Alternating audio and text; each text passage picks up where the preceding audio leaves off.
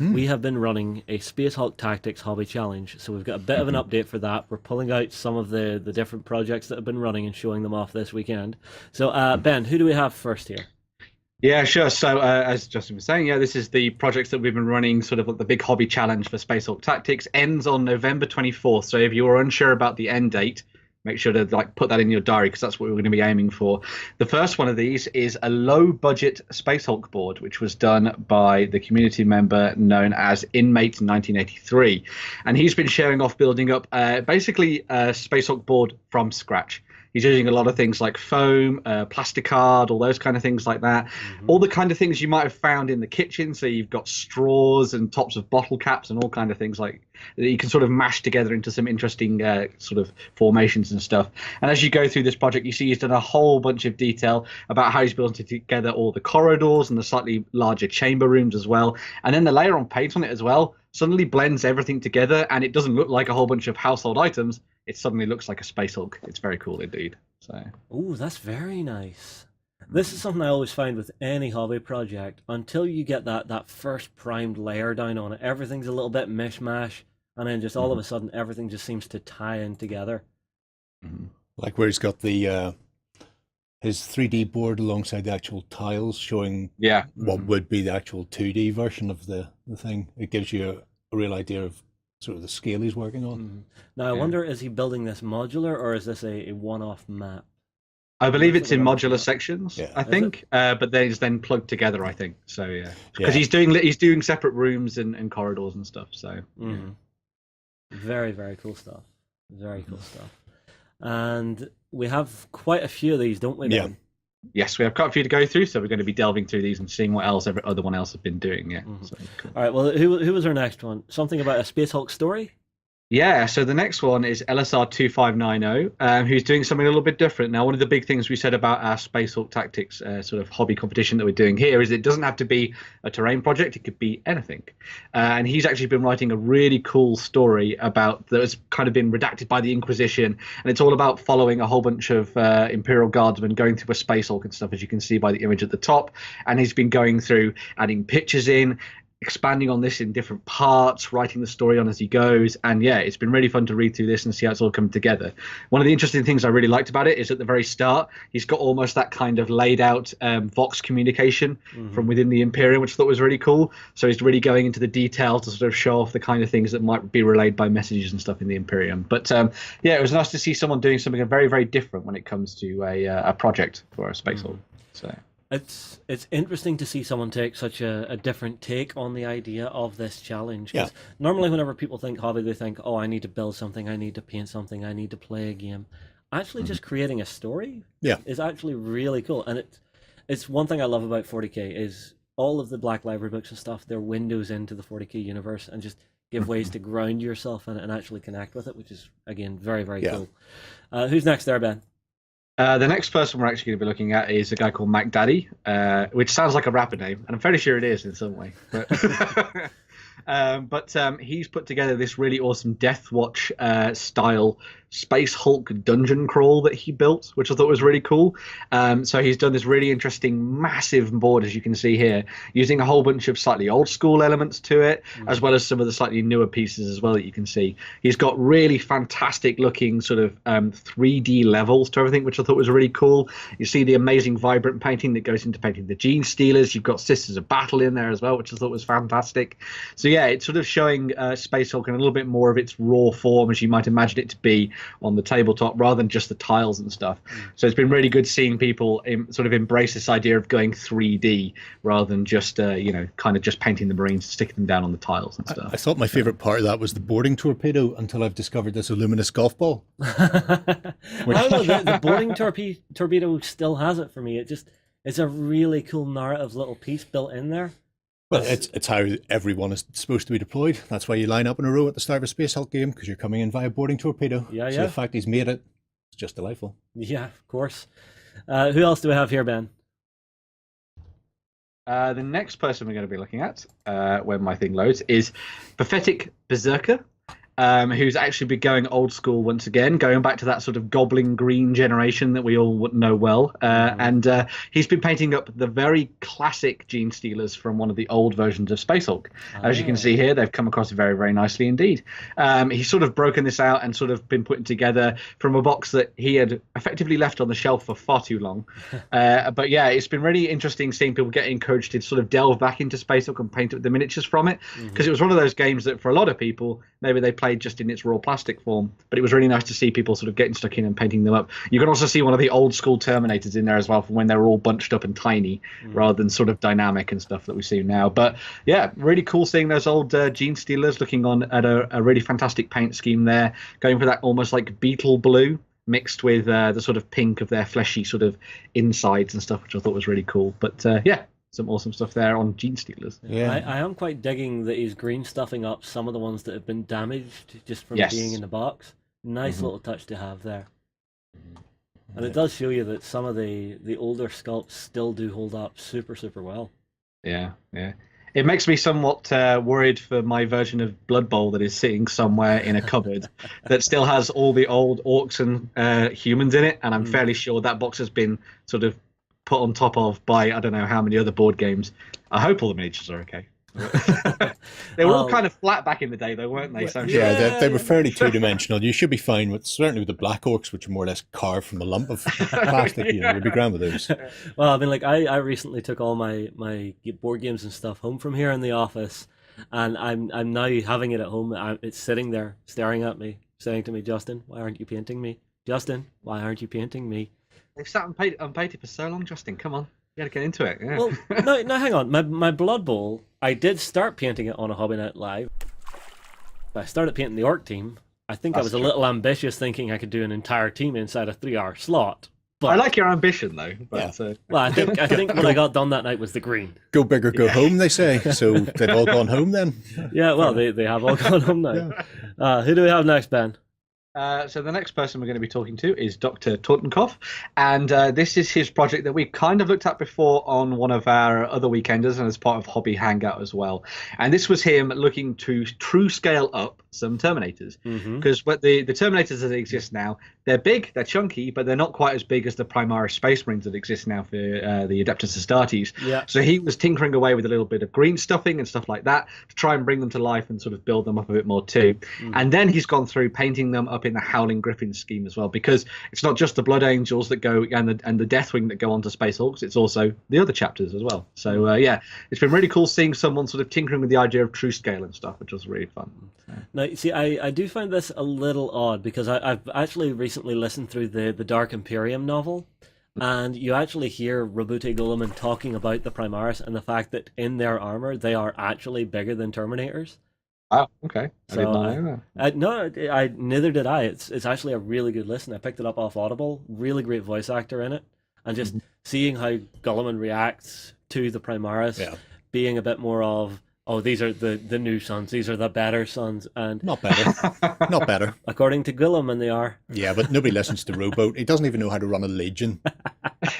He couldn't run a legion himself, so he took the legions away from proper Primarchs who knew what they were doing, because he's crap at his job. I will organise these things to make them better. Yeah, I will break it down and pass it off to other people, because I can't count, more than 100 people. Oh no, sorry, no, I can't do it anymore. And neither can anybody else. No, taking all the toys away from everybody. It's just a spoil sport. It's equivalent of taking his ball and going home. But yeah, there's the work in this is really nice. Just even having to split the Terminators, rebuild and raise the torsos and things like that. It's time consuming, because if you do it quickly, you're going to end up losing so much detail on it. Yeah. So he's really had to go in there with a razor saw and make sure that he's not losing the detail just to expand the height. So yeah, that's very, very good project. Very cool. Who do we have next, Ben? So the next person we're going to be looking at is someone who's designed a 3D version of Space Hulk, but in a different way. So it still kind of uses the whole idea of tiles, but it's done it almost like, one of those games of 3D chess that you would have seen in like Star Trek or something. Yeah. So this is M3K Man, or Mechman, I guess would be it, if you were trying to be elite. I suppose.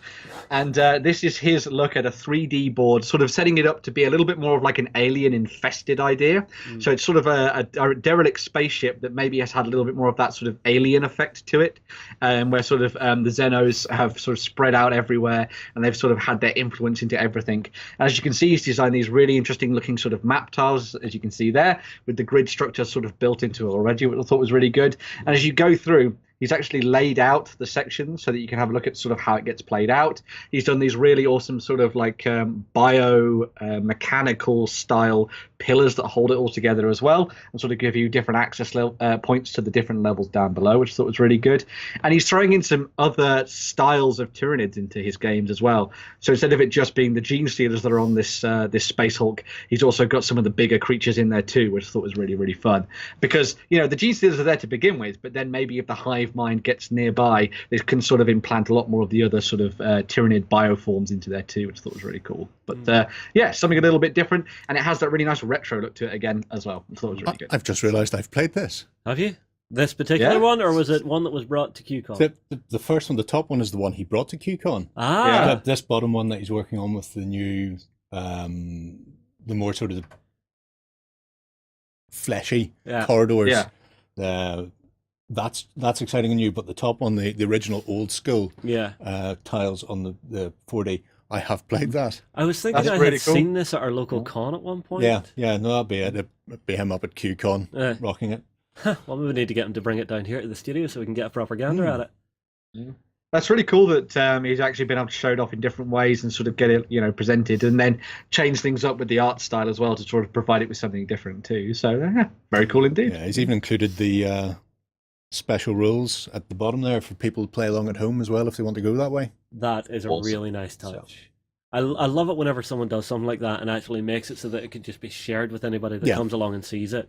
And like I was talking to Lance earlier today, and he had found this absolutely gorgeous bust miniature, and the person who had posted it up didn't say where it was from, didn't say even what its name was. It was just like, here, I've painted a thing, look at my beautiful thing, you want my thing now.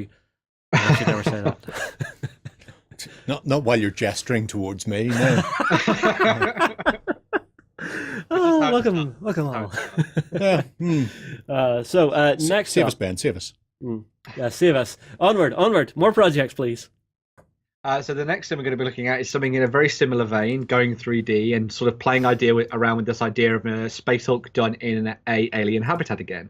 So as you can see here, the guy that's put this project together, which is Meanbone, has been designing some really interesting sort of alien walls, which can be used to create some modular tabletops and stuff for you to play your games in.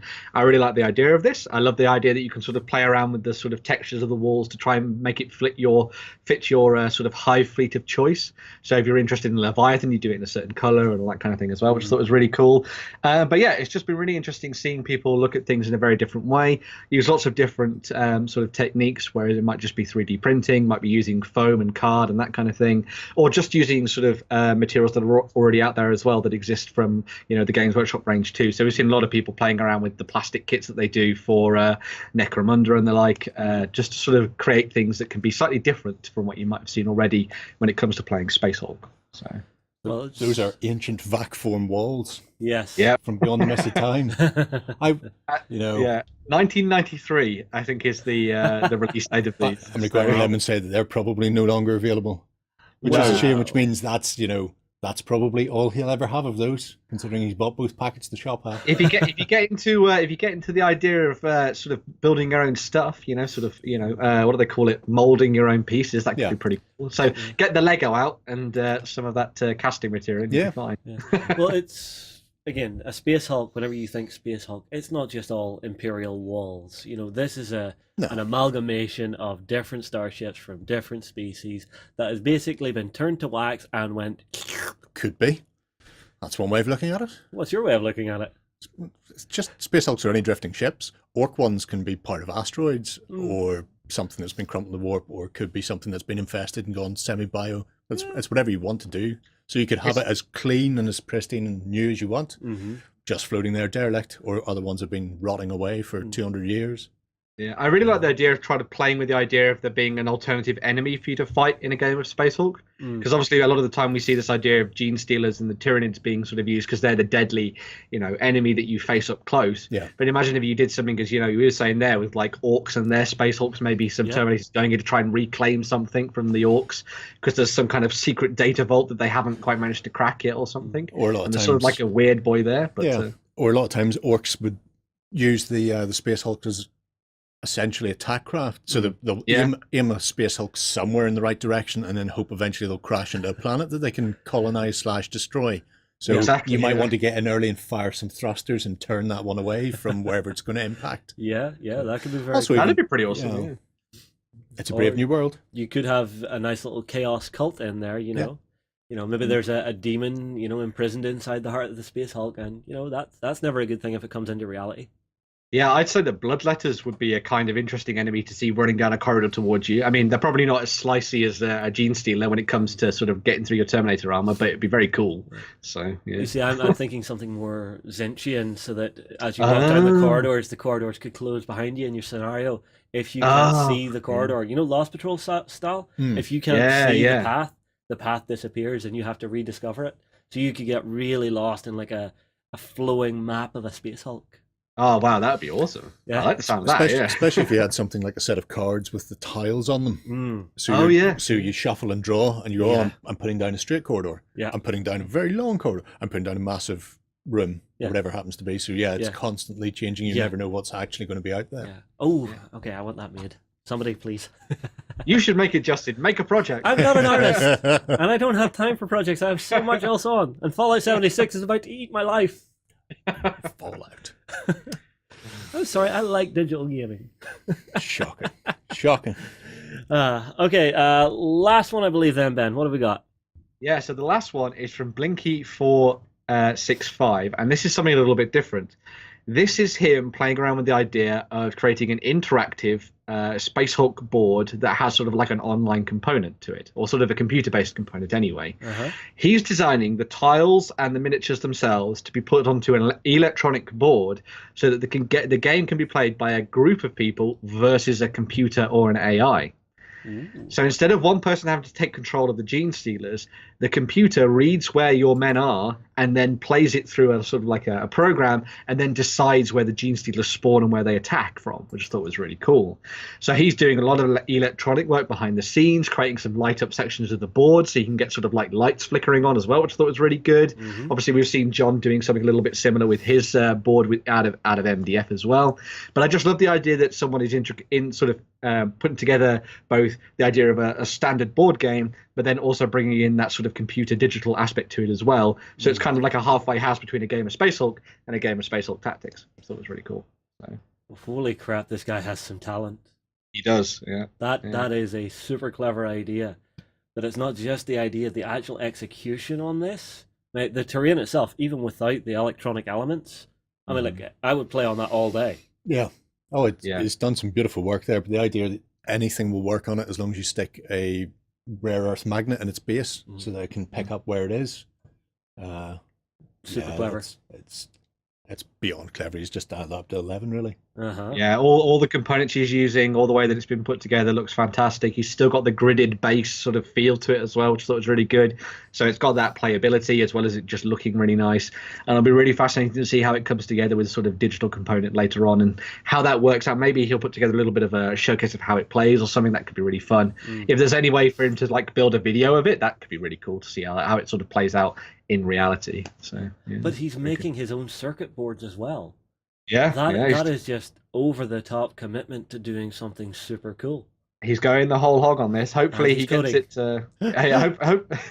Hopefully he gets it finished by the end of November. If he doesn't, well, obviously there are a whole bunch of different ways for you to win some prizes in this, and I'm sure we could get a spot prize out to him potentially for this. I think. But, this guy, I don't know spot prize or anything. I think we should keep it within the remit of what we've already said. But just gorgeous work. Everything is super fantastic. Clean. It's got the nice thematic feel to it. I am just blown away. It'll be really cool to see how it comes together. He is a nutter, though. Yeah, we do have to, he is a nutter. You are. I'm sorry, mate, but honestly, that's just commitment to your hobby. Respect.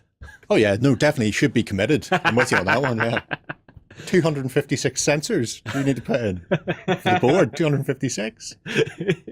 Fair enough. Okay. Hey, if it's his hobby, if it's what he loves doing, I'm not going to gainsay the man. Yeah. Not her. All right, so we have one special mention here as well, Ben. What is this one?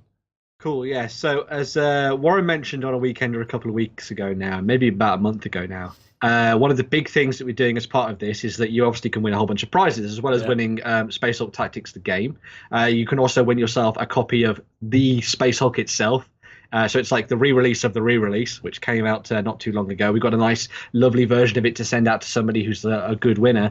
But also, we have the prize from Thomas Menace. And this is an awesome Space Hulk diorama that he has been working on.